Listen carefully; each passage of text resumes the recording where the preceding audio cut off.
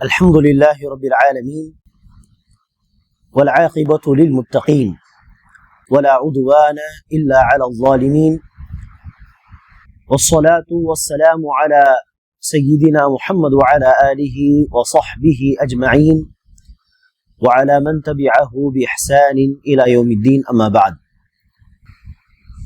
அன்பார்ந்த சகோதர சகோதரிகளே, சூனியம் தொடர்பாக குர்ஆன் ஹதீஸில் என்ன சொல்லப்பட்டுள்ளது என்பதை நாம் பார்த்தோம். அதனைத் தொடர்ந்து சூனியத்தின் பாதிப்புகளை மறுக்கக்கூடிய மக்கள், குறிப்பாக தமிழ்நாட்டிலே சூனியத்துக்கு தாக்கம் கிடையாது, சூனியத்தால் எந்தவித பாதிப்பும் ஏற்படுத்த முடியாது, சூனியம் என்பது வெறுமனே வித்தை, சில வித்தை, அதை செய்து மக்களை அவர்கள் ஏமாற்றுவார்கள், அதை தாண்டி சூனியத்தில் எதுவுமே இல்லை என்பதாக சொல்கிறார்களே, அவர்கள் எதற்காக சூனியத்தை மறுக்கிறார்கள் என்பதை நாம் பார்த்து வருகிறோம். இன்றைய வகுப்பிலும் சூனியத்தை மறுக்கும் அந்த மக்கள் வைக்கும் சில வாதங்களை பற்றி பார்க்கலாம். அன்பானவர்களே, சூனியத்தை மறுக்கும் இந்த கூட்டம் அவர்கள் சூனியத்தின் தாக்கத்தை, சூனியத்தின் பாதிப்புகளை நம்பக்கூடிய மக்களை பார்த்து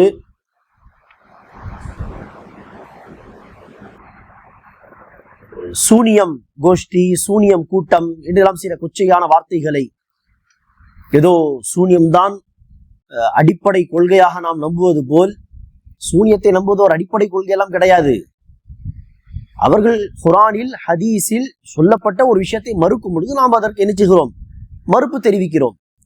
இல்லை, அப்படி கிடையாது, அது குர்ஆன் ஹதீஸில் உண்டு. அவர்கள் சூனியத்தை மறுக்கும் பொழுது, ஆதாரபூர்வமான ஹதீஸுகளை மறுக்கும் பொழுது நாம் ரோஷப்பட்டு கோவப்பட்டு மார்க்கத்துக்காக வேண்டி சொல்கிறோம், இல்லை அப்படியெல்லாம் கிடையாது, சூனியம் உண்டு என்று. அதற்கு அவர்கள் நம்மை பார்த்து சூனியம் கோஷ்டி, சூனியம் பாட்டி என்றெல்லாம் சொல்வது. சரி, அது ஒரு பக்கம் இருக்கட்டும். அவர்கள் நம்மை குறித்து என்ன சொல்வார்கள் என்று சொன்னால், மக்களுக்கு மத்தியில் காஃபிர்கள் அந்தந்த காலத்தில் தன்னுடைய தூதர்களை பார்த்து, நபிமார்களை பார்த்து, இவர் ஒரு சூனியவாதி, இவர் கொண்டு வந்தது சூனியத்தை தவிர வேறில்லை என்றெல்லாம் சொல்வார்கள். பழைய காலத்தில் இருந்தே சொல்வார்கள் என்று நாம் சொல்லியிருக்கிறோமா இல்லையா? ஆக அந்த காஃபிர்கள் நபிமார்களுடைய அற்புதங்களை பார்த்து, அல்லாஹ் அவருக்கு கொடுத்த மிரக்கல்ஸ், அந்த முஅஜிசாத்துகளை பார்த்து, இவர் ஒரு சூனியவாதி, இவர் இப்போது செய்து காட்டியது சூனியத்தை தவிர வேறில்லை என்று மூசா அலைஹிஸ்ஸலாமை பார்த்து மக்கள் சொன்னது போல், ஃபிரௌன் சொன்னது போல் பல நபிமார்களை பார்த்து அந்தந்த சமூக மக்கள் சொல்லியிருக்கிறார்கள். அந்த நபிமார்கள் செய்து காட்டக்கூடிய அற்புதங்களை பார்த்து, முஅஜிசாத்துகளை பார்த்து, இது சூனியம் என்பதாக. ஆக இந்த சூனியத்தை மறுக்கும் கூட்டம் சொல்கிறது நம்மை குறித்து, இந்த காஃபிர்கள் நபிமார்களுடைய அற்புதங்களை பார்த்து சூனியம் என்று சொன்னார்களே, அதை வைத்துதான் நாங்கள் சூனியத்துக்கு தாக்கம் இருப்பதாக சொல்கிறோம் என்பதாக. மீண்டும் சொல்கிறேன் பாருங்கள், இந்த காஃபிர்கள் நபிமார்களுடைய அற்புதங்களை பார்த்து இது சூனியம் என்று சொன்னார்களே, அந்த வார்த்தையை வைத்து நாம் சூனியத்துக்கு தாக்கம் இருக்கிறோம் என்று சொல்கிறோமா? அதுதான் நம்முடைய ஆதாரமா? அது எப்படி ஆதாரம்? எப்படி அற்புதங்களால், அல்லாஹ் நபிமார்களுக்கு வழங்கக்கூடிய அற்புதங்களால், முஅஜிசாத்துகளால், கற்பனை செய்து பார்க்க முடியாத அளவுக்கெல்லாம் சில விஷயங்கள் நிகழ்கிறதோ, புறசாதனங்கள் இல்லாமலே சில விஷயங்கள் நிகழ்கிறதோ, அதை பார்த்து அந்த காஃபிர்கள் இது சூனியம் என்று சொன்னால் என்ன அர்த்தம்? சூனியத்தாலும் புறசாதனங்கள் இல்லாமல் இப்படி சில விஷயங்களை செய்ய முடியும். எனவேதான் காஃபிர்கள் அற்புதங்களை பார்த்து சூனியம் என்று சொன்னார்கள். ஆக அந்த வார்த்தையை வைத்து, காஃபிர்களுடைய அந்த வாதத்தை வைத்து நாங்கள் சூனியத்துக்கு தாக்கம் இருப்பதாக சொல்கிறோமா? இதுதான் நம்முடைய ஆதாரமா? அன்பார்களை யோசித்து பாருங்கள். இந்த டாபிக்கை இதற்கு முன்னாடி நாம் பேசி இருப்போமா? காஃபிர்களுடைய இந்த வார்த்தையை வைத்து நாம் சூனியத்துக்கு ஆதாரம் சொல்லி இருப்போமா? என்ன சொல்லி இருக்கிறோம் வகுப்பிலே? காஃபிர்கள் பழைய காலத்தில் இருந்தே நபிமார்களை பார்த்து இவர் சூனியவாதி, இது சூனியம் என்றெல்லாம் சொல்கிறார்கள். ஆக என்ன அர்த்தம்? பழைய காலத்தில் இருந்தே சூனியத்தை மக்கள் நம்பிக்கொண்டு வருகிறார்கள். ஆனால் பழைய காலத்தில் இருந்தே காணப்படும் இந்த கொள்கைக்கு மாற்றமாக குர்ஆனில் ஹதீஸில் தெளிவாக சூனியம் என்றெல்லாம் ஒன்று கிடையாது, அதை நம்பாதீர்கள் என்று ஏதாவது தடை வந்துள்ளதா? வரவில்லை என்று சொன்னால் என்ன அர்த்தம்? சூனியம் உண்டு, இப்படிதான் நாம் சொல்லி இருக்கிறோமே தவிர இவர்கள் சொல்கிறார்களே காஃபிர்கள் சொன்ன அந்த வார்த்தையை வைத்து ஆதாரம் தேடுவது என்று, அதை ஒரு ஆதாரமாகவே நாம் சொல்லவில்லையே. யாராவது சொல்லியிருப்பார்கள் சில பேர், ஆனால் பெரும்பாலான அறிஞர்கள் யாருமே அந்த விஷயத்தை ஆதாரமாக சொல்வதே கிடையாது, காட்டுவதே கிடையாது. என்னது? நபிமார்கள் காட்டும் அந்த அற்புதங்களை பார்த்து காஃபிர்கள் சூனியம் என்று சொல்லும் பொழுது, அற்புதங்கள் மாதிரி சூனியத்தாலும் புறசாதனங்கள் இல்லாமல் சில விஷயங்களை செய்ய முடியும் என்று சொல்லி அந்த காஃபிர்களுடைய வார்த்தையை ஆதாரமாக காட்டுவது, அவர்கள் சொன்னதாக அல்லாஹ் பதிவு செய்கிறானே அந்த வசனங்களை ஆதாரமாக எடுப்பது, இதுதான் முக்கியமான ஆதாரமாக இவர்கள் சொல்கிறார்கள். சூனியத்தின் தாக்கத்தை நம்புவதற்கு இதுதான் முக்கியமான ஆதாரமாக நாங்கள் காட்டுவதாக இவர்கள் சொல்கிறார்கள். இது என்னது? முழுக்க முழுக்க அவதூறு. அதை அடிப்படை ஆதாரமாக வைத்து நாம் பேசுகிறோம். சொல்லப்போனால் நம்முடைய வகுப்பை பற்றி சொல்வதாக இருந்தால் அதை ஒரு ஆதாரமாகவே நாம் சொல்லவில்லையே. பல அறிஞர்கள் சூனியத்தின் தாக்கத்தை குறித்து பேசுவதையெல்லாம் படித்துதான் நாம் வகுப்பு நடத்துகிறோம். நான் படித்தவரை எந்த அறிஞரும் காஃபிர்களுடைய அந்த வாதத்தை ஆதாரமாக காட்டவே இல்லையே. ஆக இது என்ன நண்பானவர்களே? அவதூறு. இது நமக்கு அடிப்படை ஆதாரம் கிடையாது. அதையும் ஒரு ஆதாரமாக பயன்படுத்தலாமா? முடியாத, அது வேறு விஷயம். ஆனால் இது ஒரு ஆதாரமாக அறிஞர்கள் வைப்பதில்லை. சூனியத்தின் தாக்கத்தை நம்புவதற்கு இது ஆதாரம் கிடையாது. அடிப்படை ஆதாரம் என்னது? நாம் ஏற்கனவே வகுப்பில் படித்திருக்கிறோம், சொல்லியிருக்கிறோம். சூனியத்தின் தாக்கத்திற்கு அடிப்படை ஆதாரம் பக்ரா அத்தியாயம் 102வது வசனம். சூனியத்தை கற்றுக்கொள்கிறார்கள். கணவன் மனைவி மத்தியில் பிரிவினை உண்டு செய்யக்கூடிய சூனியத்தை அவர்கள் கற்றுக்கொள்கிறார்கள். இதுதான் தாக்கத்தின் மிக முக்கியமான தெளிவான ஆதாரம். ஆக அன்பானவர்களே, காஃபிர்கள் சொன்ன ஒரு வார்த்தையை அடிப்படையாக கொண்டு நாம் ஆதாரம் எடுக்கவில்லை. டைரக்டாக நேரடியாக அல்லாஹ் சொன்ன வார்த்தை அது. கணவன் மனைவிக்கு மத்தியில் பிரிவினை உண்டு செய்யக்கூடிய சூனியத்தை ஹாரூத் மாரூத்திடம் அந்த மக்கள் கற்றுக்கொண்டார்கள். அல்லாஹ் சொன்ன வார்த்தை நேரடியாக. அதே போல சூனியத்தின் தாக்கத்துக்கு நாம் சொன்ன ஆதாரம் என்ன?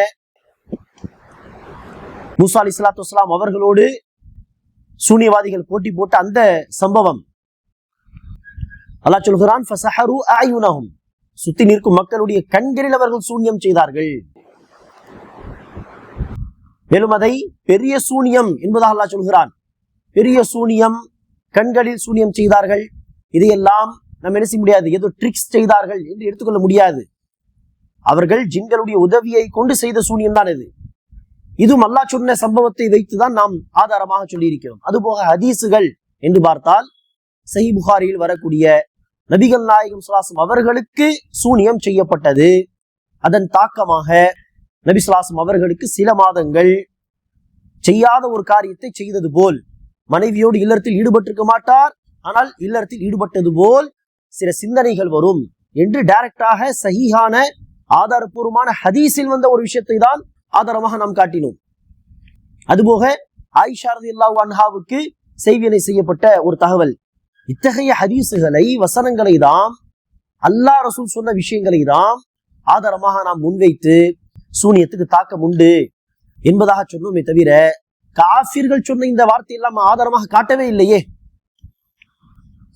அறிஞர்களுடைய விளக்கங்களை படித்துதான் நாம் உங்களுக்கு பாடம் நடத்துகிறோம். அந்த அறிஞர்கள் யாரும் இதை ஆதாரமாக வைத்ததாக நான் படித்ததில்லை. யாராவது ஆதாரமாக பயன்படுத்தி இருக்கலாம், ஆனால் நான் பார்த்தது கிடையாது. ஆக இது என்னது? அவதூறு. ஆனால் எப்படி எழுதுகிறார்கள்? இந்த சூனியம் பாட்டி, இவர்களை நாம் சூனியம் பாட்டி என்று சொல்லலாம். இதை வைத்து எப்போது பார்த்தாலும் பேசுவது, சூனியத்தின் தாக்கத்தை நம்புகின்ற மக்களை காஃபிர்கள் முஷ்ரிக்கீன்கள் என்று சொல்வது. ஆக நாம் இவர்களை பார்த்து சூனியம் பாட்டி என்று சொல்லலாம் தேவைப்படும் பொழுது. சரி, இந்த சூனியம் பாட்டி நம்மை பார்த்து என்ன சொல்கிறார்கள்? காஃபிர்கள் வைத்த வாதத்தை முக்கியமான ஆதாரமாக காட்டுகிறார்கள். இப்படிதான் எழுதியிருக்கிறார்கள் புத்தகங்களில். இது அவதூறு.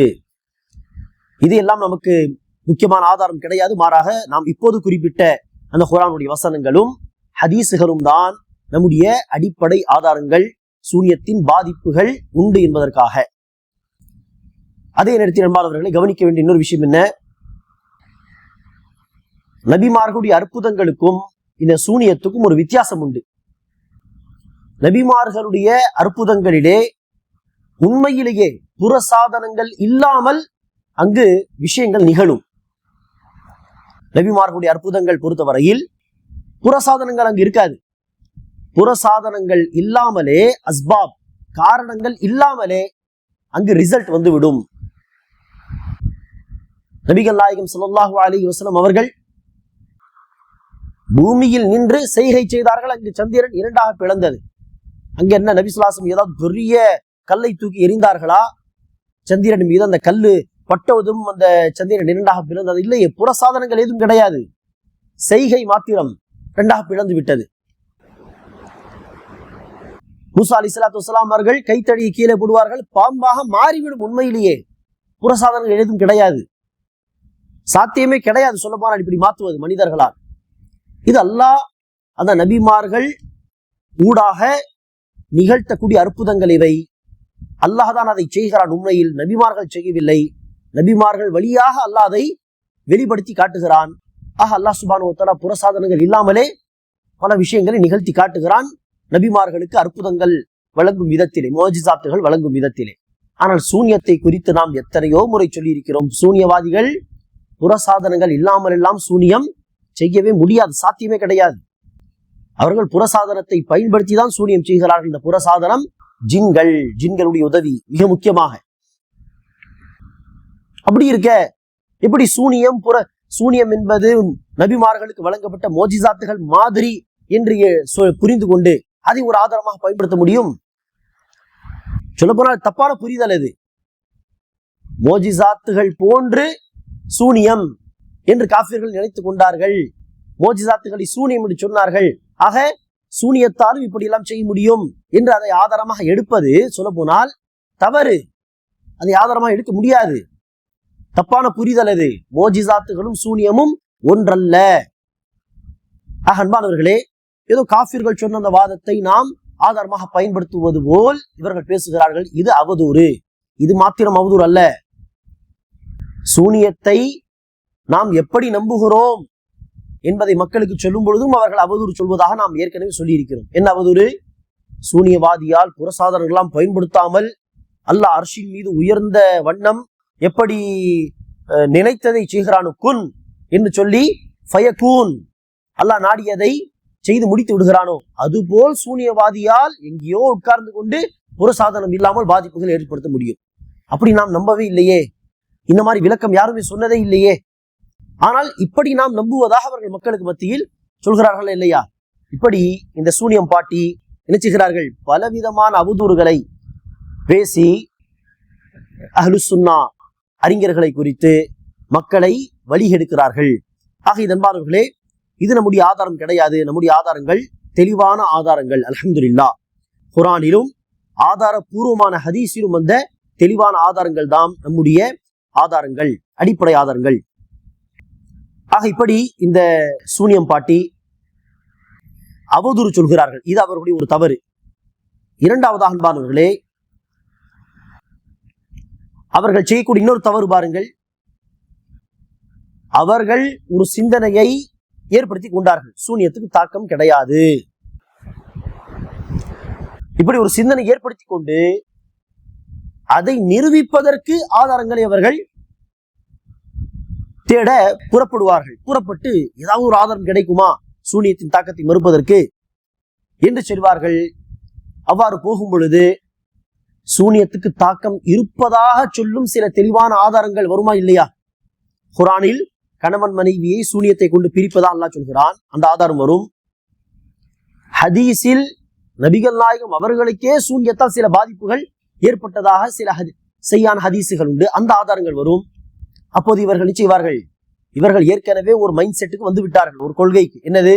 சூனியத்துக்கு தாக்கம் கிடையாது, சூனியத்துக்கு பாதிப்புகள் இருப்பதாக நம்பவே கூடாது என்று ஒரு நிலைப்பாட்டுக்கு வந்து விட்டார்கள்.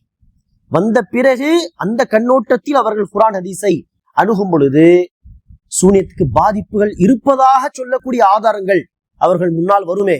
அப்போது என்ன செய்வார்கள்? குர்ஆனுடைய வசனமாக இருந்தால் அதற்கு சுய வியாக்கியானங்களை சொல்வார்கள். குர்ஆனுடைய அந்த வசனங்களை மேனிபுலேட் செய்வார்கள், அப்படியே புரட்டி போடுவார்கள், வளைத்து விடுவார்கள் தன்னுடைய இஷ்டத்துக்கு ஏற்ப. ஹதீஸாக இருந்தால் சர்வசாதாரணமாக தூக்கி போடுவார்கள், தூக்கி எறிந்து விடுவார்கள் அந்த ஹதீஸை. கணவன் மனைவியை பிரிக்கக்கூடிய சூனியத்தை கற்றுக்கொள்கிறார்கள் என்றெல்லாம் சொல்கிறானா இல்லையா? அங்கு வந்து என்ன சொல்வார்கள்? உதாரணத்திற்கு சூனியத்தை வைத்து பிரிப்பதை எல்லாம் சொல்லவில்லை, அது புறம் பேசுதல். அது என்னது? புறம் பேசுவதை கொண்டு கணவன் மனைவியை பிரிக்கிறார்கள். கணவனிடம் மனைவியை குறித்து பேசுவது, மனைவியிடம் சென்று கணவனுடைய குறைகளை சொல்வது, அல்லது கோல் பேசுவது, புறம் பேசுவது, கோல் பேசுவது, இந்த விஷயங்களை கொண்டுதான் கணவன் மனைவியை பிரிக்கிறார்கள் என்று விளக்கம் சொல்கிறார்கள் சில பேர். இது என்னது? சிரிப்பதா வருத்தப்படுவதா தெரியவில்லை. அந்த வசனத்தில் எங்காவது புறம் பேசுவதை குறித்தெல்லாம் பேசியிருக்கிறானா? புறம் பேசுகிற வார்த்தை அந்த வசனத்தில் உண்டா? தேடி பாருங்கள். அல்லது அந்த வசனத்துக்கு முன்பாக புறம் பேசுதல் பத்தி ஏதாவது வந்திருக்கிறதா? சம்பந்தமே இல்லாமல் திடீரென்று அந்த வார்த்தையே வரவில்லை என்று புறம் பேசுதல், கோல் பேசுவது என்று கணவன் மனைவியை அந்த புறம் பேசுதலை கொண்டு பிரிப்பதாக தான் நல்லா சொல்கிறான். அந்த வசனம் முழுவதும் சூனியம் பத்தி தான் பேசுகிறது. திடீரென்று இந்த இடத்தில் மாத்திரம் புறம் பேசுவதை கொண்டு அல்லாஹ் பிரிப்பதாக சொல்கிறான். சம்மதமே இல்லாத ஒரு விளக்கம். சரி, இரண்டாவது என்ன? புறம் பேசுவதை கொண்டு பிரிப்பதாக அல்லாஹ் சொல்கிறான் என்றால், புறம் பேசுவதை கொண்டு பிரிப்பதை கற்றுக்கொள்ள வேண்டும். அதுக்கு ஏதாவது ட்ரைனிங் தேவையா? அல்லாஹ் என்ன சொல்கிறாங்க? கணவன் மனைவியை பிரிக்கக்கூடிய அந்த விஷயத்தை அவர்கள் கற்றுக்கொள்கிறார்கள் என்று அல்லாஹ் சொல்கிறான். புறம் பேசுவது என்ன கற்றுக்கொண்டா செய்ய வேண்டும்? விட்டால் ஒவ்வொருவரும் பிறருக்கு பாடம் நடத்தலாம் இயல்பாகவே. அந்த அளவுக்கு புறம் பேசுவது, கோல் பேசுவதெல்லாம் மனிதர்களுக்கு இயல்பாக தெரியும். அதையெல்லாம் கட்டுப்படுத்தி பேசாமல் இருப்பதுதான் இங்கு சவால். அதுதான் ஒரு மூமினுடைய வேலை, பொறுப்பு இல்லையா? புறம் பேசுவதெல்லாம் கற்றுக்கொள்ள தேவையில்லை, அது இயல்பாக மக்களுக்கு தெரியும். அதை செய்யாமல் இருப்பதுதான் நம்முடைய பொறுப்பு. ஆனால் அங்க என்ன வார்த்தை பயன்படுத்துகிறான்? கற்றுக்கொள்கிறார்கள். புறம் பேசுவதை கொண்டு பிரிப்பது என்று நீங்கள் சொல்வது போல் இருந்திருந்தால் அதை கற்றுக்கொள்ள வேண்டிய தேவையே கிடையாதே. ஆக இப்படி அன்பானவர்களே, குர்ஆனுக்கு ஏதாவது ஒரு தப்பான விளக்கத்தை சொல்வது. ஹதீஸ் என்று வரும் பொழுது அந்த ஹதீஸை தூக்கி கடாஸ், தூக்கி போடு. நபிகள் நாயகம் ஸல்லல்லாஹு அலைஹி வஸல்லம் அவர்களுக்கு செய்வினையால் இந்த குறிப்பிட்ட இந்த பாதிப்பு ஏற்பட்டது என்பதுதான் அந்த ஹதீஸ் எல்லாம் பொய்யான ஹதீஸ். இப்படி அன்பானவர்களே, இவர்கள் பாருங்கள் எவ்வளவு பெரிய குற்றத்தை செய்கிறார்கள்.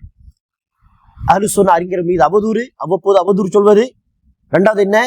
ஏற்கனவே ஒரு கொள்கையை ஏற்படுத்தி கொண்டு அந்த கொள்கைக்கு ஏற்ப குர்ஆன் ஹதீஸை அணுகுவது. அவ்வாறு அணுகும் பொழுது குர்ஆனில் வந்த வசனங்களை தன்னுடைய இஷ்டத்துக்கு ஏற்ப அதுக்கு விளக்கங்களை சொல்லி எஸ்கேப் ஆவது.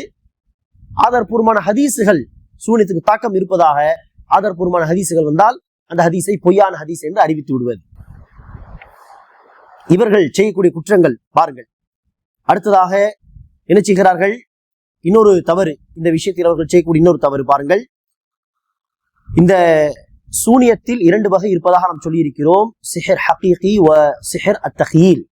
அதில் சிஹர் அத்தஹீல் என்று இருக்கிறது, அதாவது கற்பனையில் இல்லாத ஒரு விஷயத்தை இருப்பதாக காட்டுவது.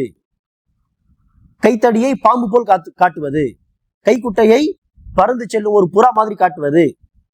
இது மாற்ற முடியாது, ஆனால் மாற்றுவது போல் காட்டுவது சிஹ்ரு தஹீல். அந்த சிஹ்ரு தஹீல் தொடர்பான வசனங்கள், அந்த சம்பவம் வந்து இருக்கிறது, மூசா அலைஹிஸ்ஸலாம் அந்த சூனியவாதிகள் தொடர்பான விஷயம்.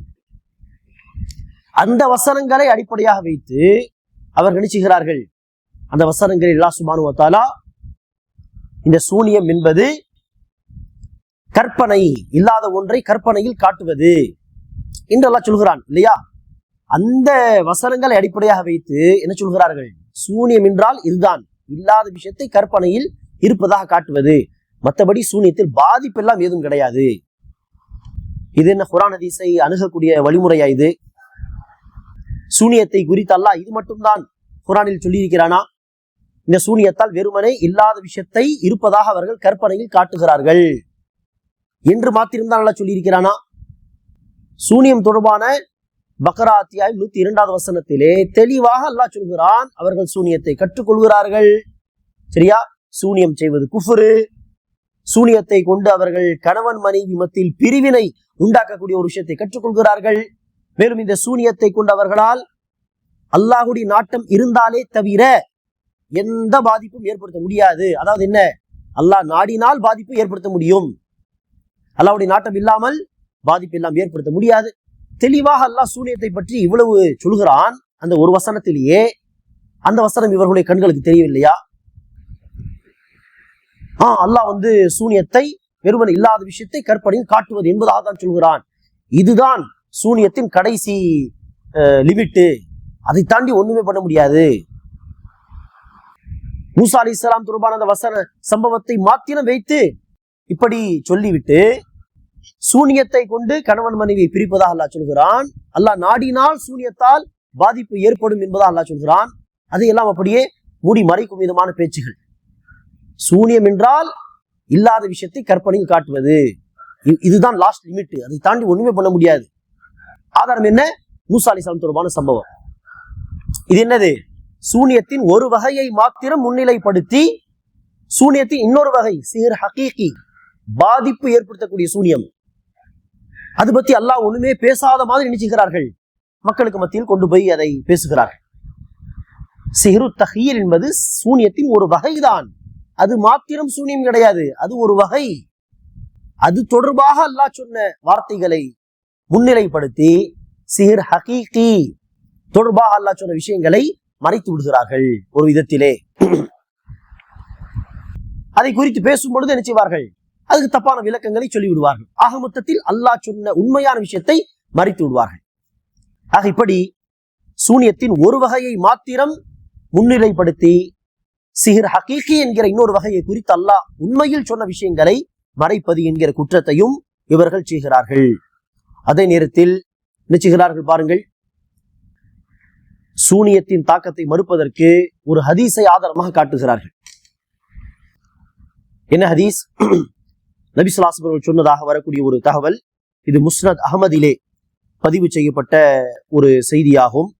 19569 19569 இன்னொரு ஹதீஸும் உண்டு முஸ்னத் அஹ்மதிலேயே. அந்த செய்தியில் நபி ஸல்லல்லாஹு அலைஹி வஸல்லம் சொல்வார்கள், 3 நபர்கள் சொர்க்கத்தில் நுழைய மாட்டார்கள். அதில் தொடர்ந்து மது அருந்துபவன், விடாமல் தொடர்ந்து மது அருந்துபவன், உறவுகளை முறிப்பவன், மூன்றாவதாக சூனியத்தை உண்மைப்படுத்துபவன். ஒரு செய்தியிலே சூனியத்தை உண்மைப்படுத்துபவன் என்கிற வார்த்தை இடம்பெற்றுள்ளது. இன்னொரு செய்தியிலே 5 நபர்கள் சொர்க்கத்தில் நுழைய மாட்டார்கள் என்பதாக 5 நபர்களை குறித்து ரசூல் சொல்கிறார். தொடர்ந்து மது அருந்துபவன், விடாமல் மது அருந்துவதை பழக்கமாக கொண்டவன், உறவுகளை முறிப்பவன், இந்த ஜோசியக்காரன், அதே மாதிரி உபகாரம் செய்து மக்களுக்கு நன்மை செய்து அதை சொல்லி காட்டுபவன், அதே வரிசையில் சூனியத்தை நம்புபவன் என்று வருகிறது, நம்பிக்கை கொள்பவன். ஆக ஒரு செய்தியில் சூனியத்தை நம்பிக்கை கொள்பவன், இன்னொரு செய்தியில் சூனியத்தை உண்மைப்படுத்துபவன் என்கிற வார்த்தை இடம்பெற்றுள்ளது. ஆக அந்த வார்த்தையை வைத்து என்ன சொல்கிறார்கள் பாருங்கள், சூனியத்தை நம்பினால் சொர்க்கத்து போக முடியாது என்று இந்த ஹதீஸ் சொல்கிறது. சூனியத்தை உண்மைப்படுத்தினால் சொர்க்கத்துக்கு போக முடியாது என்று ஹதீஸ் சொல்கிறது. ஆகவே சூனியத்தை நம்பக்கூடாது, சூனியத்தின் தாக்கத்தை எல்லாம் நம்பக்கூடாது, உண்மைப்படுத்தக்கூடாது என்பதாக இந்த ஹதீஸ் என்ன செய்கிறார்கள்? ஆதாரமாக காட்டுகிறார்கள். இதுவும் அவர்களுடைய ஒரு வாதம் தான். அன்பார்வர்களே, இந்த ஹதீஸ் அறிஞர்களால் ஹசன் தரத்தில் உள்ள அல்லது ஏற்க வேண்டிய சையான ஹதீஸ் என்று சொல்லப்பட்ட செய்திதான். ஆனால் இந்த ஹதீஸை இவர்கள் புரிந்து கொண்டது போல் புரிந்து கொள்வது தவறு.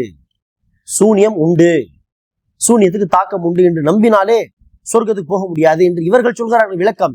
அந்த விளக்கம் தப்பானது, பிழையானது. ஏன் பிழையானது?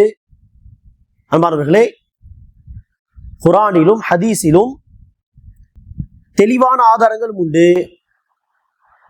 தெளிவில்லாத ஆதாரங்களும் உண்டு. தெளிவான ஆதாரத்தை அல்லாஹ் சுப்ஹானஹு வ தஆலா முஹ்கமாத் என்று சொல்கிறான் குர்ஆனிலே. ஆல் இம்ரான் அத்தியாயம் 5வது அல்லது 7வது வசனத்தை பாருங்கள். தெளிவான ஆதாரங்கள் அதை முஹ்கமாத் என்று அல்லாஹ் சொல்கிறான். தெளிவில்லாத ஆதாரங்கள் உண்டு, அது முஷ்தபிஹாத், முத்தஷாபிஹாத், முஷ்தபிஹாத் என்று அல்லாஹ் சொல்கிறான். அதில் தெளிவான ஆதாரங்களை தான் அடிப்படை ஆதாரமாக நாம் வைக்க வேண்டும். எந்த ஒரு விஷயமாக இருந்தாலும் சரி, அந்த டாபிக்கில் எது தெளிவான ஆதாரமோ அதுதான் அடிப்படை. அதை அடிப்படையாக வைத்து அதே டாபிக் தொடர்பான தெளிவில்லாத ஆதாரங்கள் ஏதாவது வந்தால் அதனுடைய விளக்கம் என்ன, இப்படியும் சொல்லலாம் அப்படியும் சொல்லலாம் என்கிற விதத்தில் அந்த ஆதாரம் இருந்தால், தெளிவில்லாத ஆதாரமாக இருந்தால், தெளிவான ஆதாரத்தை வைத்து நாம் ஒரு விஷயத்தை புரிந்து கொண்டிருப்போமே, அதை அடிப்படையாக வைத்து அந்த ஆதாரத்தை புரிந்து கொள்ள வேண்டும். ஆனால் பிதத்வாதிகள் என்ன செய்வார்கள்? அல்லாஹ்வே அந்த ஆல் இம்ரான் அத்தியாயத்தின் வசனத்திலே சொல்கிறான், பிதத்வாதிகள் பொறுத்தவரையில் அவர்கள் என்ன செய்வார்கள்? தெளிவில்லாத ஆதாரத்தை அடிப்படையாக வைத்து கோணலை அவர்கள் விரும்புவார்கள். குர்ஆன் ஹதீஸுக்கு தப்பான விளக்கத்தை சொல்ல அவர்கள் விரும்புவார்கள் என்பதாக அல்லாஹ் சுப்ஹானஹு வ தஆலா குறிப்பிடுகிறான். ஆக இதைதான் இந்த சூனியம் பாட்டியும் செய்கிறார்கள். சூனியம் பாட்டியும் இதான் செய்கிறார்கள். சூனியம் கோஷ்டி என்ன செய்கிறார்கள்? தெளிவான ஆதாரம் உண்டு, சூனியத்தின் பாதிப்புகள் உண்டு என்பதாக சொல்லக்கூடிய தெளிவான ஆதாரங்கள். 2வது அத்தியாயம் 102வது வசனம். நபிகள் நாயகம் அவர்களுக்கு சூனியம் செய்யப்பட்டதாக வரக்கூடிய சஹீஹ் புகாரியுடைய சஹீஹான ஹதீசுகள், அத்தனை உலமாக்களும் அந்த காலத்தில் ஏற்ற ஹதீசுகள். தெளிவான அந்த ஆதாரத்தை எல்லாம் விட்டுவிட்டு, ஹதீஸாக இருந்தால் அதை புறக்கணித்து பொய்யான ஹதீஸ் என்பதாக சொல்லிவிட்டு தெளிவில்லாத இந்த ஆதாரத்தை எடுத்துக்கொள்வார்கள். பாருங்கள், சூனியத்தை நம்பினாலே சொர்க்கத்துக்கு போக முடியாது, இது தெளிவான ஆதாரமா? சூனியத்துக்கு தாக்கம் உண்டு என்று நம்பினால் சொர்க்கத்துக்கு போக முடியாதா? அல்லது சூனியத்தை நம்பக்கூடாத விதத்தில் நம்பினால் சொர்க்கத்துக்கு போக முடியாதா? இதுக்கு என்ன விளக்கம்? இது தெளிவான ஆதாரம் கிடையாது. இது எப்படி நம்பக்கூடாது என்பதாக ரசூல் சொல்ல வருகிறார்கள்? தெளிவான ஆதாரம் கிடையாது. ஆனால் சூனியத்துக்கு தாக்கம் உண்டு என்பது தெளிவான ஆதாரங்களில் சொல்லப்பட்ட விஷயம். ஆக நாம் என்ன செய்கிறோம்? சூனியத்துக்கு தாக்கம் உண்டு என்பதாக குர்ஆன் ஹதீஸ் சொல்கிறது. ஆக தாக்கம் உண்டு, இது அடிப்படை. சரி, இப்போது இந்த ஹதீஸை நோக்கி வாருங்கள். சூனியத்தை நம்பினால் சொர்க்கத்தில் நுழைய முடியாது, சூனியத்தை உண்மைப்படுத்தினால் சொர்க்கத்தில் நுழைய முடியாது என்பதாக ரசூல் சொல்கிறார்களே, இதுக்கு என்ன அர்த்தம்? கண்டிப்பாக இதுக்கு என்ன அர்த்தம் கிடையாது. சூனியத்துக்கு தாக்கம் இருக்கிறது, அல்லாஹ் நாடினால் சூனியத்தால் பாதிப்பு ஏற்படும் என்று நம்பினால் சொர்க்கத்துக்கு போக முடியாது என்கிற விளக்கம் ஒருபோதும் இந்த ஹதீஸுக்கு சொல்ல முடியாது. காரணம் என்ன? தெளிவான ஆதாரங்களில் அல்லாஹ் ரசூலே சொல்லியிருக்கிறார்களே சூனியத்தால் பாதிப்பு ஏற்படும் என்பதாக. அல்லாஹ் ரசூலே தெளிவான பல ஆதாரங்களில் சூனியத்தால் பாதிப்பு ஏற்படும் என்று சொல்லியிருக்க, இந்த ஹதீஸில் நபிகள் நாயகம் வந்து சூனியத்துக்கு பாதிப்பு உண்டு என்று நம்பினால் சொர்க்கத்துக்கு போக முடியாது என்று சொல்ல வாய்ப்பு உண்டா? ஒருபோதும் வாய்ப்பு கிடையாது. குர்ஆன் ஹதீஸில் முரண்பாடு ஏற்படாது இல்லையா? அல்லாஹ் ரசூல் தெளிவான பல ஆதாரங்களில் சூனியத்தின் பாதிப்புகள் குறித்து பேசியிருக்க, இந்த ஹதீஸில் சூனியத்தின் பாதிப்பை நம்பினால் சொர்க்கத்துக்கு போக முடியாது என்று சொல்ல வாய்ப்பே கிடையாது. அந்த விளக்கத்தை நாம் எடுத்துக்கொண்டால் குர்ஆன் ஹதீஸில் முரண்பாடு இருப்பதாக வந்துவிடும். இதுக்கு அந்த விளக்கமே கிடையாது. மாறாக இதுக்கு என்ன விளக்கம்? சூனியவாதி சொல்வதெல்லாம் உண்மை என்று நம்புவது, அல்லது சூனியம் என்பது உண்மையான, அதாவது ஒரு சத்திய விஷயம், சூனியம் செய்யலாம், அதெல்லாம் குஃப்ரெல்லாம் கிடையாது, சூனியம் செய்யலாம், சூனியம் ஒரு நல்ல கலை அது என்று நம்புவது.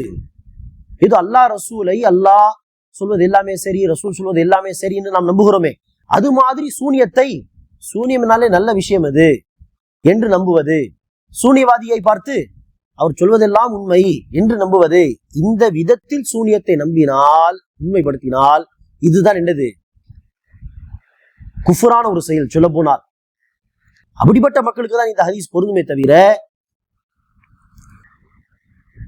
சூனியத்தால் எது வேண்டுமானாலும் செய்யலாம், எது வேணாலும் சாதிக்கலாம் என்கிற அளவுக்கு சூனியத்தை நம்புவது, அல்லாஹ்வுடைய நாட்டம் இருந்தால்தான் அது பாதிப்பு ஏற்படும் என்றெல்லாம் இல்லாமல் சூனியம்னாலே பாதிப்பு ஏற்படுத்தலாம் என்று நம்புவது, அப்படிப்பட்ட மக்களை குறித்தான் இந்த ஹதீஸ் பேசுகிறதே ஒழிய சூனியத்தின் பாதிப்புகள் அல்லாஹ் நாடினால் ஏற்படும் என்று நம்பினால் அவர்களுக்கெல்லாம் இந்த ஹதீஸ் ஒருபோதும் பொருந்தாது. ஆனால் இவர்கள் சூனியம் கோஷ்டி என்ன செய்கிறார்கள்? இந்த ஹதீஸை ஆதாரமாக வைத்து, தெளிவில்லாத ஹதீஸ் இது, என்ன நம்புவது என்று சொன்னால் என்ன, அது தெளிவாக சொல்லப்பட்டிருக்கிறதா? இல்லை. ஆனால் அதை ஆதாரமாக வைத்து சூனியத்தை நம்பக்கூடாது என்று சொல்லிவிட்டு தெளிவான ஆதாரங்கள் உண்டு, சூனியத்துக்கு பாதிப்பு உண்டு என்று சொல்லக்கூடிய ஆதாரங்கள், அதையெல்லாம் விட்டு விடுகிறார்கள். இது பிதத்வாதிகளுடைய அடையாளம். இது ஆக சூனியத்தை மறுக்கும் இந்த சூனியம் கோஷ்டி பிதஅத்வாதிகள் என்பதற்கான ஒரு அடையாளம் என்ன?